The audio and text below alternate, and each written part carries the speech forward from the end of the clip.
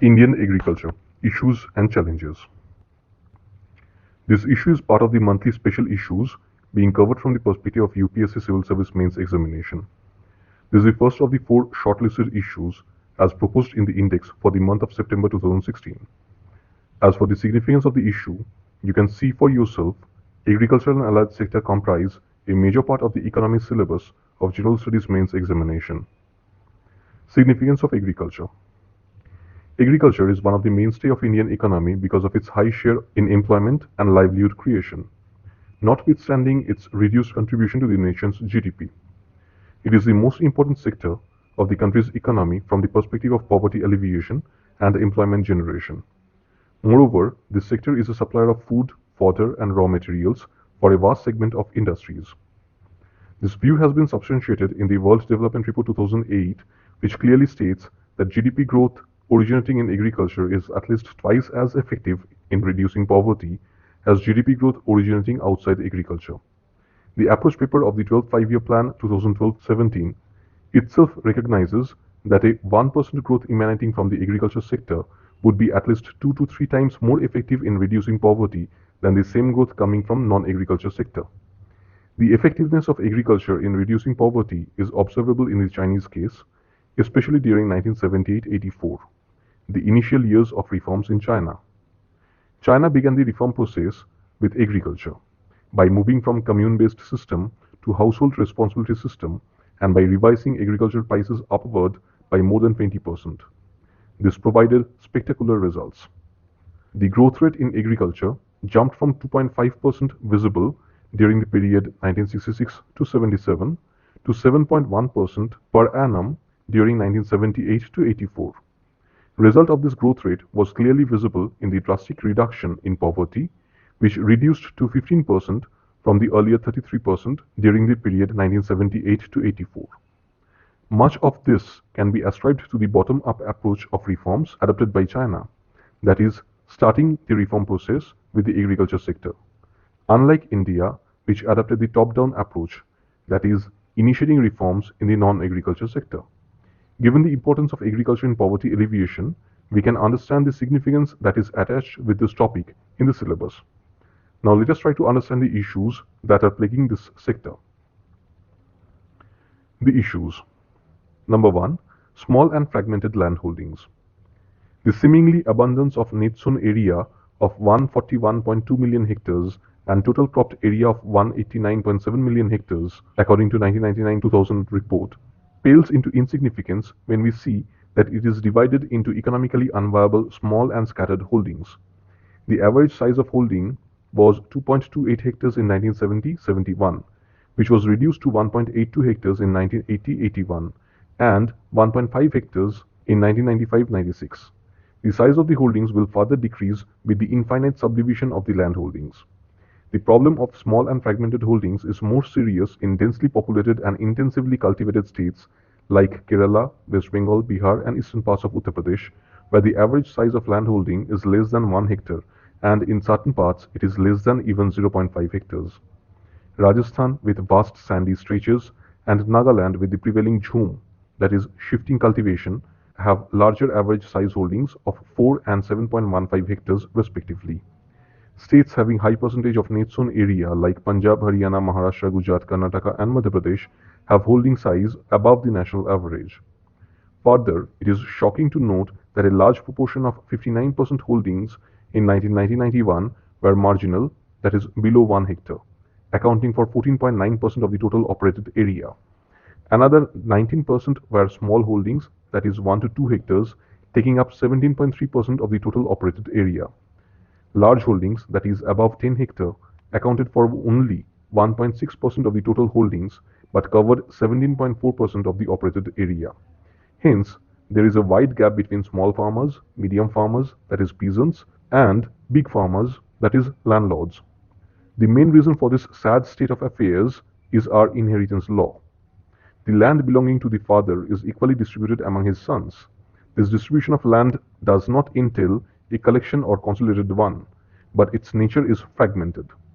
Different tracts have different levels of fertility and are to be distributed accordingly. If there are 4 tracts which are to be distributed between 2 sons, Both sons will get smaller plots of each land tract. In this way, the holdings become smaller and more fragmented with each passing generation. Subdivision and fragmentation of the holdings is one of the main causes of our low agricultural productivity and backward state of our agriculture. A lot of time and labor is wasted in moving seeds, manure, implements, and cattle from one piece of land to another. Irrigation becomes difficult on such small and fragmented fields. Further, a lot of fertile agricultural land is wasted in providing boundaries. Under such circumstances, the farmer cannot concentrate on improvement. The only answer to this ticklish problem is the consolidation of holdings, which means reallocation of holdings which are fragmented. The creation of farms which comprise only one or a few parcels of land of multitude of patches formerly in the possession of each peasant. But unfortunately, this plan has not succeeded much.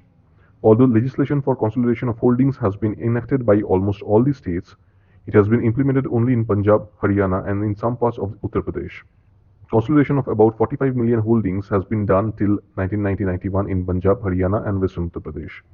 The other solution to this problem is cooperative farming, in which farmers pool their resources and share the profit. Number 2, irrigation. Although India is the second largest irrigated country of the world after China, only one-third of the cropped area is under irrigation. Irrigation is the most important agricultural input in a tropical monsoon country like India, where rainfall is uncertain, unreliable, and erratic.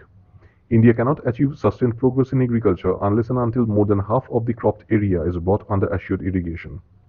This is testified by the success story of agricultural progress in Punjab, Haryana, and western part of Uttar Pradesh, where over half of the cropped area is under irrigation. Large tracts still await irrigation to boost the agricultural output. However, care must be taken to safeguard against ill effects of over-irrigation, especially in areas irrigated by canals. Large tracts of Punjab and Haryana have been rendered useless, areas affected by salinity, alkalinity, and waterlogging due to faulty irrigation. In the Indira Gandhi Canal command area also, intensive irrigation has led to sharp rise in subsoil water level, leading to waterlogging, soil salinity, and alkalinity. Number 3, lack of mechanization. In spite of large-scale mechanization of agriculture in some parts of the country, most of the agricultural operations in large parts are carried on by human hand using simple and conventional tools and implements like wooden plow, sickle, etc.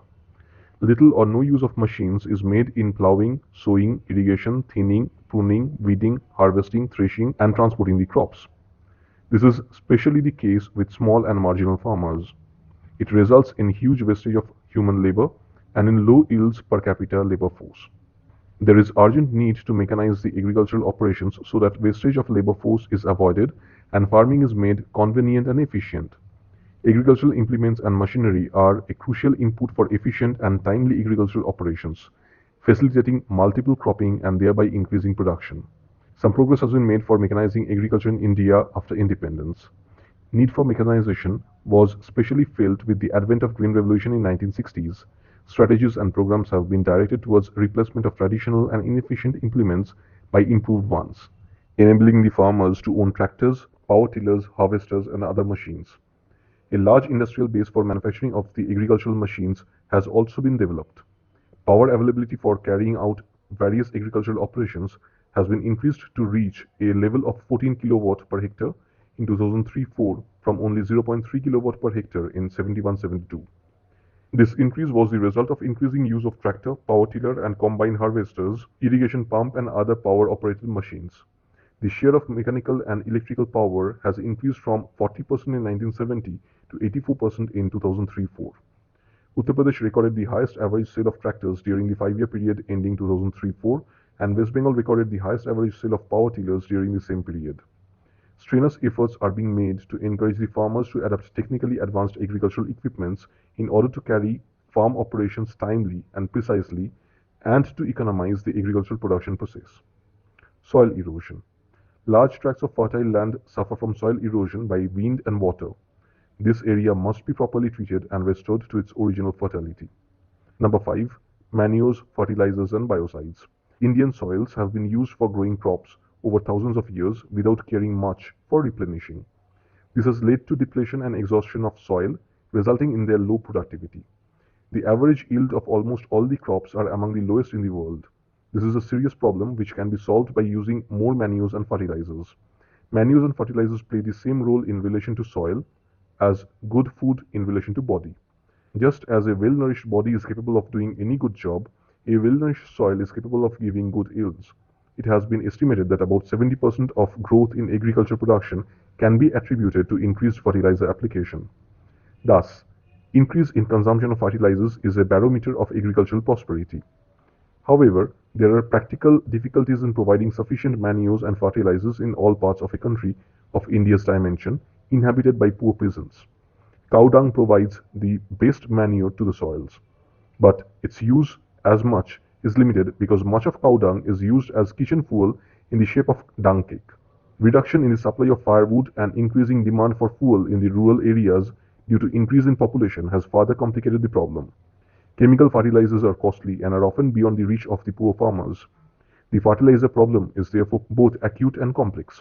It has been felt that organic manures are essential for keeping the soil in good health. The country has a potential of 650 million tons of rural and 160 lakh tons of urban compost, which is not fully utilized at present. The utilization of this potential will solve the twin problem of disposal of waste and providing manure to the soil.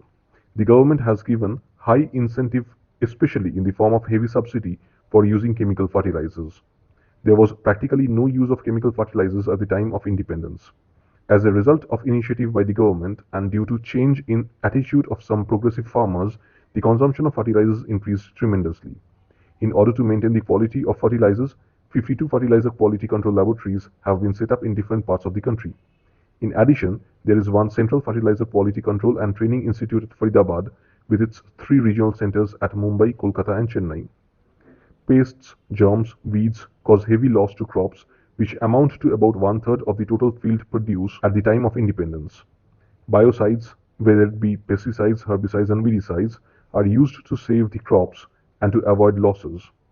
The increased use of these inputs have saved a lot of crops, especially the food crops, from unnecessary wastage. But indiscriminate use of biocides has resulted in widespread environmental pollution, which takes its own toll. Seeds. Seed is the critical and basic input for attaining higher crop yields and sustained growth in agricultural production. Distribution of assured quality seed is as critical as the production of such seeds. Unfortunately, good quality seeds are out of reach of the majority of farmers, especially small and marginal farmers mainly, because of exorbitant prices of better seeds. In order to solve this problem, the Government of India established the National Seeds Corporation in 1963 and the State Farmers Corporation of India in 1969. 13 state seed corporations were also established to augment the supply of improved seeds to the farmers. High-yielding variety program was launched in 1966-67 as a major thrust plan to increase the production of food grains in the country. The Indian seed industry has exhibited impressive growth in the past and is expected to provide further potential for growth in agricultural production. The role of seed industry is not only to produce adequate quantity of quality seed, but also to achieve varietal diversity to suit various agroclimatic zones of the country.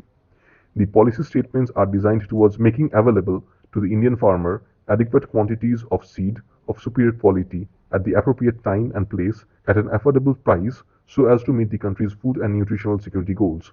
Indian Seeds program largely adheres to limited generation system for seed multiplication. The system recognizes 3 kinds of generation, namely breeder, foundation, and certified seeds. Breeder seed is the basic seed and the first stage in seed production. Foundation seed is the second stage in the seed production chain and is the progeny of breeder seed.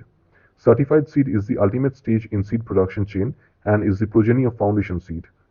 Production of breeder and foundation seeds and certified seeds distribution have gone up at an annual average rate of 3.4%, 7.5% and 9.5% respectively between 2001-2 and 5-6. 7. Agricultural marketing. Agricultural marketing still continues to be in bad shape in rural India. In the absence of sound marketing facilities, the farmers have to depend upon local traders and middlemen for the disposal of their farm produce, which is sold at throwaway price. The government is trying to salvage the situation with the help of agricultural produce marketing committees or APMCs, but a long course is yet to be traveled. In most cases, these farmers are forced, under socio-economic conditions, to carry on distressed sale of their produce. In most of small villages, farmers sell their produce to the moneylender, from whom they usually borrow money. According to an estimate, 85% of wheat and 75% of oilseeds in Uttar Pradesh, 90% of jute in West Bengal, 70% of oilseeds and 35% of cotton in Punjab is sold by farmers in the village itself. Such a situation arises due to the inability of the poor farmers to wait for long after harvesting their crops. In order to meet his commitments and pay his debt, the poor farmer is forced to sell the produce at whatever price is offered to him. The Rural Credit Survey report rightly remarked that the producers in general sell their produce at an unfavorable place and at an unfavorable time, and usually they get unfavorable terms. In the absence of an organized marketing structure, private traders and middlemen dominate the marketing and trading of agricultural produce. The remuneration of the services provided by the middlemen increases the load on the consumer, although the producer does not derive similar benefit.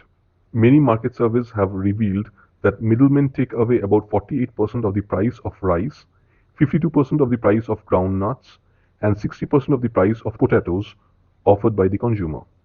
In order to save the farmer from the clutches of moneylenders and the middlemen, the government has come out with regulated markets.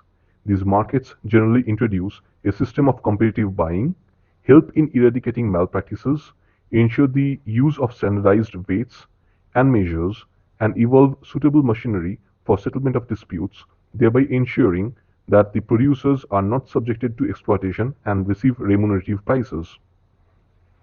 Inadequate storage facilities.